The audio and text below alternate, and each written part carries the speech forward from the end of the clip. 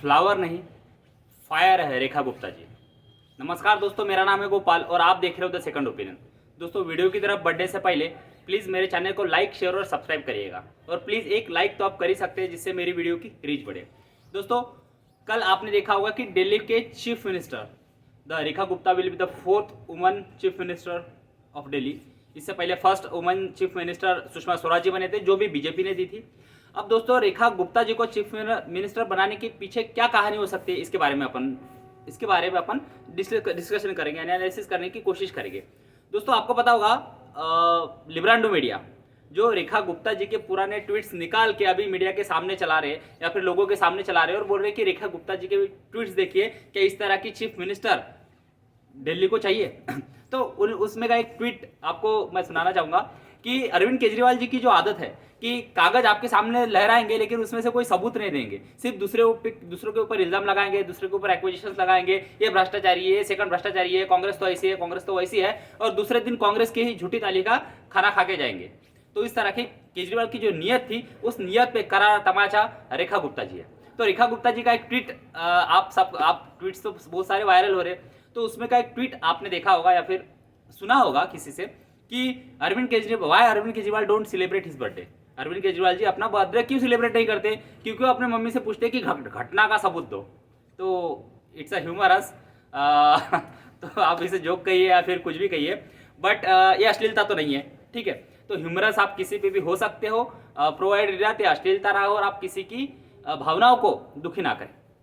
तो दोस्तों, रेखा गुप्ता जी को चीफ मिनिस्टर बनाने के पीछे बीजेपी की क्या रणनीति हो सकती है, कितना आरएसएस का रोल है? तो आपको पता है कि 2024 के चुनाव के बाद आरएसएस की जो एक्टिविस्ट थी या फिर आरएसएस की जो कंसल्टेशन प्रोसेस थी आरएसएस की हर चीज में, वो काफी ज्यादा बढ़ गई है। आपने देखा होगा कि हरियाणा में चीफ मिनिस्टर नायब सिंह सैनी साहब बने। तो नायब सिंह सैनी साहब जो मनोहर लाल खट्टर जी थे, उनके खास थे। तो मनोहर लाल खट्टर जी एक आरएसएस के कार्यकर्ता थे। आरएसएस के लिए उन्होंने अपना जीवन खपा दिया, अब तक शादी नहीं की और पूरा जो जिंदगी थी उन्होंने अर्पित कर दी देश के लिए, राष्ट्र के लिए और आरएसएस में काम करने के लिए, संगठन के लिए। उसके बाद आपने देखा होगा महाराष्ट्र में अद्भुत यश बीजेपी को बना और because of the active participation of the RSS and RSS cadre. इससे पहले भी बीजेपी मजबूत थी, बीजेपी के पास नेता थे, लेकिन ग्राउंड पे जो मैसेज पहुंचाना चाहिए था, मनोज जरांगे पाटिल ने जिस तरह से जातिवाद का जहर महाराष्ट्र की राजनीति में जो बोया था, उसको काउंटर करने के लिए नेशनलिज्म या फिर हिंदू भावना लोगों में जगानी बहुत जरूरी थी। वही हिंदू भावना आरएसएस के लोगों ने ग्राउंड टू ग्राउंड, घर टू घर जाकर, हर गांव में जाकर, मैं जिस गांव से आता हूं उस गांव में 3 या 4 सभाएं, छोटी छोटी सभा, और आरएसएस के लोग ऐसे आपको कभी मिलेंगे नहीं जो बोलेंगे आप बीजेपी के लिए वोट करो। वो सिर्फ आपको सवाल पूछेंगे, आपके सवाल को प्लेकेट करने की कोशिश करेंगे, आपके सवाल से आप उन जो लोगों के सवाल होते हैं को एड्रेस करने की कोशिश करेंगे। यही आरएसएस के लोगों का काम है। आरएसएस कभी आपको ये नहीं कहेंगे कि आपको इसको वोट करना है, आपको उसको वोट करना है। ओके, तो उसके बाद महाराष्ट्र का चुनाव जैसे आया तो देवेंद्र फडणवीस को चीफ मिनिस्टर बनाया जाएगा। तो Devendra Fadnavis is the obviously the first choice of the RSS की। वो आरएसएस भी चाहता है कि जब आरएसएस को इतने साल कंप्लीट हो रहे तो महाराष्ट्र में चीफ मिनिस्टर देवेंद्र फडणवीस रहे। हाँ, और देवेंद्र फडणवीस लगे रहे। 2000 जब एकनाथ शिंदे जी जब एमएलए लेके बाहर निकले तो देवेंद्र फडणवीस मुख्यमंत्री हो सकते थे, लेकिन उन्होंने उसको बोलते ना एक पैर नीचे लिया, एक पैर पीछे आए और बोले कि चलो chief minister, as a deputy chief minister बनने के लिए मैं तैयार हूं। सबसे पहले उन्होंने नाराज दिखाई कि मैं अगर चीफ मिनिस्टर था तो मैं डेप्यूटी चीफ मिनिस्टर क्यों बनूं। लेकिन जो पार्टी डेडिकेट कार्यकर्ता होता है, जिसके लिए पार्टी ही सब होती है, जिसके लिए हाईकमांड कल्चर बोलो या कुछ भी बोलो, जो या फिर बड़ों का सम्मान बोलो, कि उन्होंने सुना। आपने सुना होगा कि जब जेपी नड्डा हो या फिर अमित शाह ने उनको फोन किया और आप उनको बोला कि भाई एक्स्ट्रा कॉन्स्टिट्यूशनल अथॉरिटी सरकार नहीं चला सकती, तो आपको सरकार में जाना पड़ेगा, मतलब आपको डिप्टी सीएम बनना पड़ेगा। तो देवेंद्र फडणवीस ने वो जहर पिया, वो विष पिया और डिप्टी चीफ मिनिस्टर बने और अच्छा काम उन्होंने एकनाथ शिंदे जी के अंडर किया। डिप्टी चीफ मिनिस्टर थे, होम मिनिस्टर थे और बहुत सारे मंत्रालय उनके पास थे। उसके बाद बारी आती है दिल्ली की। तो दिल्ली में रेखा गुप्ता जी को चुना गया। रेखा गुप्ता जी के बारे में अगर आपको बताना चाहूँ तो बीजेपी ही एक ऐसी पार्टी है जो किसी भी कार्यकर्ता को उठा के सरताज बना सकती है। मतलब एक ताज, एक जो ऊपर की सबसे टॉप मोस्ट पोजीशन होती है वहां तक पहुंचा सकती है। आप अनलाइक अदर पार्टीज आप देखिए, उद्धव ठाकरे की शिवसेना देखिए, उद्धव ठाकरे शिवसेना में कौन मुख्यमंत्री बनेगा? उद्धव ठाकरे थे, उद्धव ठाकरे ने एकनाथ शिंदे जी को नहीं बनने दिया। उसके बाद अगर बनेंगे तो आदित्य ठाकरे बनेंगे। आप अखिलेश यादव जी को पकड़ ले, अखिलेश यादव जी कभी वो अवधेश प्रसाद को जिस तरह से ट्रॉफी बना के घूमते हैं, क्या अवधेश प्रसाद जी को अखिलेश यादव मुख्यमंत्री बनाएंगे? नहीं बनाएंगे। तेजस्वी यादव बिहार में आ जाइए, लालू प्रसाद यादव जेल में गए तो राबड़ी देवी को चीफ मिनिस्टर बना के गए, क्यों? कोई और नहीं मिला था। तो इस तरह से आप ढेरों जगह देख लिए। आप हरियाणा में देख लिए, हुड्डा साहब के अलावा कोई चीफ मिनिस्टर बन सकता है? नहीं बन सकता है। तो हुड्डा साहब है या अखिलेश यादव हो या फिर अन्य पार्टी हो, शरद पवार साहब पकड़ो, तो शरद पवार साहब ने चीफ मिनिस्टर तो उनके पार्टी का कभी बना नहीं। अगर इस बार बना भी दिया होता तो सुप्रिया सुले को चीफ मिनिस्टर बनाते, ना कि जयंत पाटिल को। जयंत पाटिल को तो उन्होंने लीडर ऑफ अपोजिशन भी नहीं बनाया भैया।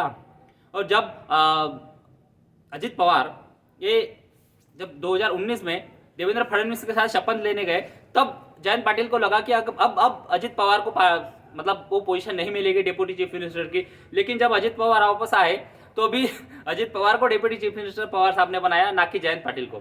तो ऐसी जो फैमिली ओरिएंटेड पार्टी होती है, जो वन फैमिली चलाती है, वो फैमिली अपने फैमिली से बाहर कभी किसी को सुन नहीं सकते। किस तरह से खड़गे साहब का अपमान बार बार होता है, हर सभा में होता है। एक मीटिंग तो आपने देखी होगी कि खड़गे साहब बाहर खड़े और प्रियंका गांधी और राहुल गांधी अंदर बैठे हुए और डिस्कशन कर रहे हैं। तो व्हाट इज दिस? मतलब आप इतने बड़े सीनियर नेता का अपमान इस तरह से कर रहे हो, आप उन्हें रबर स्टैम्प की तरह यूज कर रहे हो। लेकिन एटलीस्ट बीजेपी में हर कार्यकर्ता हो, नरेंद्र मोदी का कोई पॉलिटिकल बैकग्राउंड नहीं था। एक चाय बेचते थे, नहीं बेचते थे मुझे पता नहीं, वो सच भी कह रहे होंगे, नहीं भी कह रहे होंगे, it is up to you. ये आपका अधिकार है, आपको इसे सच मानना है नहीं मानना है। लेकिन दोस्तों एक बात तो सही है कि नरेंद्र मोदी उस पॉलिटिकल मतलब उस फैमिली से आते हैं जिनका पॉलिटिक्स से कोई वास्ता नहीं था। उनके पॉलिटिक्स में उनके दादाजी, नानाजी, पिताजी, भैया कोई भी पॉलिटिक्स में नहीं थे, ना एमएलए थे, ना एमपी थे, ना थे। तो 12 साल तक गुजरात के चीफ मिनिस्टर बने रहे। अब 10 साल, अब 12 साल हो गए, अराउंड 11 साल हो गए, देश के प्रधानमंत्री है। तो इस तरह से कार्यकर्ता जो सबसे निचले लेवल पे है, वो बीजेपी पार्टी ऐसी पार्टी है जिसमें ऊपर पे जा सकता है। अब बात करते हैं रेखा गुप्ता जी की तरफ। तो रेखा गुप्ता जी के आगे बहुत ज्यादा चैलेंजेस है। परवेश वर्मा चीफ मिनिस्टर बनेंगे ऐसा सब लोग कहते थे, क्योंकि Parvesh Verma is a giant killer. Smriti Irani जिस तरह से राहुल गांधी को अमेठी में हराया था, उस तरह से न्यू दिल्ली सीट पे परवेश वर्मा जी ने अरविंद केजरीवाल जी को हराया। तो सब कह रहे थे कि परवेश वर्मा मुख्यमंत्री बनेंगे, लेकिन परवेश वर्मा के बारे में जो फीडबैक्स आते हैं लोगों के, वो थोड़े से अच्छे नहीं है दोस्तों। ऐसे लोग कहते हैं कि परवेश वर्मा थोड़े से रूड है, परवेश वर्मा तू तड़ाक करके बात करते हैं। तो जो भी हो, हमने देखा नहीं है, बट जिस तरह के एक लोगों से बातें सुनाई देती है, तो परवेश वर्मा जी को बीजेपी ने मुख्यमंत्री नहीं बनाया। अब रेखा गुप्ता जी को मुख्यमंत्री बनाने के पीछे अगर बीजेपी का स्ट्रैटेजी अगर सोचे, देखिए दोस्तों, नरेंद्र मोदी, अमित शाह, ये लोग 24 आवर पॉलिटिशियन है। ये सिर्फ पॉलिटिक्स सोचते हैं।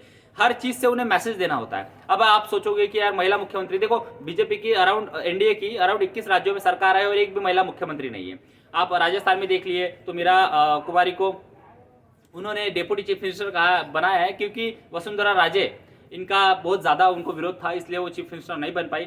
महाराष्ट्र देख लीजिए, हरियाणा देख लीजिए, गुजरात देख लीजिए। गुजरात में भली मैम थी चीफ मिनिस्टर, लेकिन उनको हटा के फिर रूपानी साहब बने और अभी भूपेंद्र पटेल साहब है। तो चीफ मिनिस्टर महिला मुख्यमंत्री कहीं नहीं है। और जिस तरह से अब आप दिल्ली का रेशियो देखो तो 46 वर्सेस 54 ऐसा दिल्ली में रेशियो है। तो दिल्ली में महिलाओं का वोट इस बार भी केजरीवाल जी को ज़्यादा पड़ा है। तो दिल्ली का तो इतिहास रहा है कि कई सालों तक दिल्ली में महिला मुख्यमंत्रियों ने राज किया है। जैसा सुषमा स्वराज थे 15 साल बाद, उसके बाद शीला दीक्षित थे, उसके बाद केजरीवाल साहब बने और उसके बाद आतिशी मार्लेना ये कुछ महीनों के लिए चीफ मिनिस्टर बनी ना, वो रेखा गुप्ता जी 5 साल के बनी। ये एबीवीपी के कार्यकर्ता, फिर एबीवीपी के बाद उन्होंने दिल्ली यूनिवर्सिटी में अध्यक्ष चुने गई और हमेशा कार्यरत रही। हमेशा केजरीवाल के खिलाफ, केजरीवाल के भ्रष्टाचार के खिलाफ मुखर रही और लोगों के सामने केजरीवाल का मुखौटा फाड़ने में या फिर बुरखा फाड़ने में उन्होंने अच्छा किरदार निभाया। तो दोस्तों यही बात है कि आप लगे रहो, बीजेपी आपको कार्यकर्ताओं का उचित सम्मान करती है। और ये इंडिकेशन अभी अच्छा आ रहा है 2024 के बाद कि आरएसएस के साथ कंसल्टेशन बीजेपी का बहुत ज्यादा बढ़ चुका है। एक पॉजिटिव नोट है। और बीजेपी, वो बोलते हैं ना दोस्तों कि बीजेपी हार से भी सीखती है और कांग्रेस जीत कर भी नहीं सीखती है। तो दिस इज इट। आपको क्या लगता है कि रेखा गुप्ता जी को मुख्यमंत्री बनाने का फैसला बीजेपी का सही था या गलत था? आपका ओपिनियन प्लीज कमेंट बॉक्स में बताएं और प्लीज मेरे चैनल को लाइक, शेयर और सब्सक्राइब करिएगा। धन्यवाद।